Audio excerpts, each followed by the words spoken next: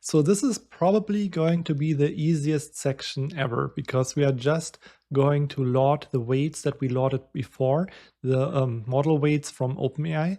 And the reason why we are doing this is that we need this to fine-tune the model. So we are just, in this particular coding session, we are just using the code from chapter 5 and load the model weights. So for that to work, you have to make sure that in the folder here where we are executing the notebook, that you have the previous chapter code, so from all the previous chapters, and this includes the GPT model class and everything we have here in chapter 5 for the weight loading. So all the code we worked before, I have it here in a file, previous chapters.py, the Python file, and then here also this GPT download function we got in the previous chapter. So this is old code. This is the same code we looked at in chapter 5. We are just going to reuse that now so that we have the model set up and can fine-tune it. So let me show you just the basics here. So first, I'm just copy pasting it because it's not very interesting at all.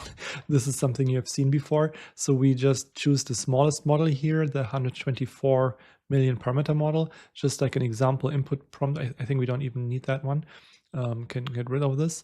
And then we have the vocabulary size, the context length, the dropout, and the QKV bias. And then we are from here, just getting the embedding dimensions, the number of transformer blocks here, and then the number of heads in the multi-head attention modules. And so this is all what we used in the previous chapters, nothing new. This is just getting our configuration. And then I'm going to load or import the download and load GPT function from the GPT download file. And again, like I mentioned, these are files. So this is a file and this is a file that are relative to this notebook here. And so in this case, PyTorch can just import from these files. So we don't have to copy and paste the code from the previous part, but you can also go in here and just find the code in chapter 5 and just copy and paste it into this one here. So it doesn't matter, but just if you want to have it a bit more clean and just only see the code that is new, I prefer usually to just import it from Python functions where I keep it separate. And then in the notebook, it's more like focusing on the new code here. And some more boilerplate code. So this is also from the previous chapter where we prepare this choose model to get the model size. So it's essentially just getting this number here, 124 million, and then download this from the OpenAI server. So just going back here, this is just downloading it from the OpenAI server, and loading the model. Might take a few moments, and later, this will be our base model, like I mentioned before. In the meantime, I could maybe go back to this figure and show you what I mean. So this is also called foundation model. Some people like the term or they don't like the term. It depends, because there was like an academic paper that invented this term, and sometimes people say, oh, this is just just another term I have to remember and everything. And so you can also think of it as the pre-trained model or the base model. And this model that has been pre-trained, the foundation model, pre-trained model, or base model, however you want to call it, we are going to then modify it. But in most cases, you don't need to train the model from scratch. So what I'm trying to say is we are building the classifier, and you can also start with random weights and then just, fine-tune the model on the data set that we care about without bothering with a pre-trained model. But the pre-training is actually quite useful because the pre-training teaches the model, to distinguish between different words and learn some meaning of what words are. So this is actually a quite nice foundation to build on. So it's actually usually better to use a pre-trained model and fine-tune it for classification compared to training this model from scratch on classification tasks. Because we could technically also use the random weights instead of the pre-trained weights. But yeah, usually it's why not taking advantage of these pre-trained weights, basically, where the model already learned feature extraction inside the transformer blocks and everything. So we kind of take advantage of all this processing power that went into it during the pre-training. So we have our model downloaded now, and then we will also import some of the convenience functions, generate text simple, and then these two, just to make sure that we loaded the model correctly. So what I'm doing here is we're not going to use the model for, writing text or anything, but I just want to make sure that the model works so that there is no bug in the code and everything. So this should produce exactly the same texts we have seen in chapter 5. So for example, every effort moves you forward. The first step is to understand the importance of your work, just to make sure the model is loaded correctly. If it generates gibberish, it means maybe we made a typo somewhere. So it's just like a sanity check.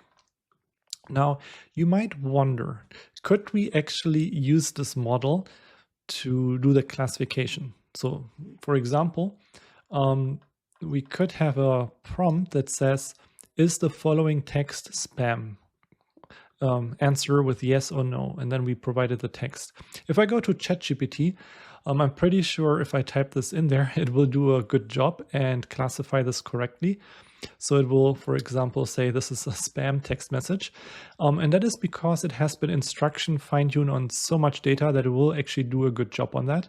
However, if you don't have a lot of data, if you don't have hundreds of thousands of instruction fine-tuning examples, classification fine-tuning, if you care only about classification, is going to be more data efficient. We are later in chapter 7.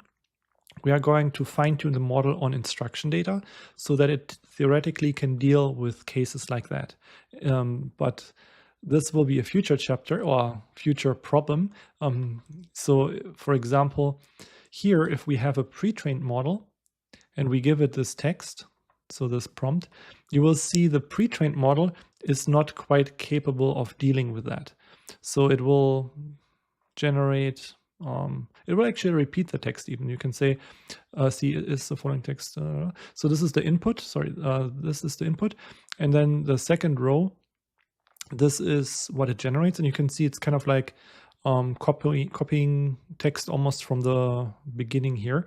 And that is because it's just a pre-trained model. And pre-trained models, in theory, are only good for generating text, continuing to write text, but it's not really capable of answering instructions. So for that, we will need this technique, instruction fine-tuning. For now, we just want to keep it simpler, and we just want this model to return 0 or 1. So if the model sees only this text, it should just return 0 or 1, whether it's ham or spam. The thing is also that modern LLMs, just like a side note now, so modern LLMs, if you pre-train them, to some extent nowadays they can actually answer questions without this explicit step here, the instruction fine-tuning step.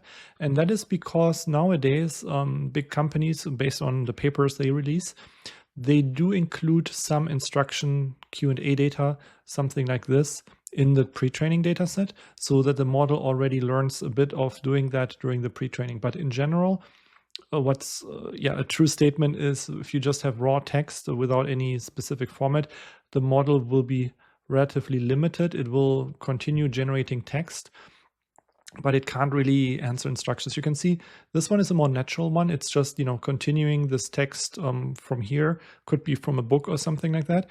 If we give it something slightly different, a question, yes or no, it won't say yes or no. It will just, do something unexpected here. Okay, so we determined now this model is not capable of doing spam classification. And like I said, there are now 2 routes we can take. One is classification fine-tuning, or chapter 7 instruction fine-tuning. Here we will start with the classification fine-tuning and leave instruction fine-tuning for a future problem.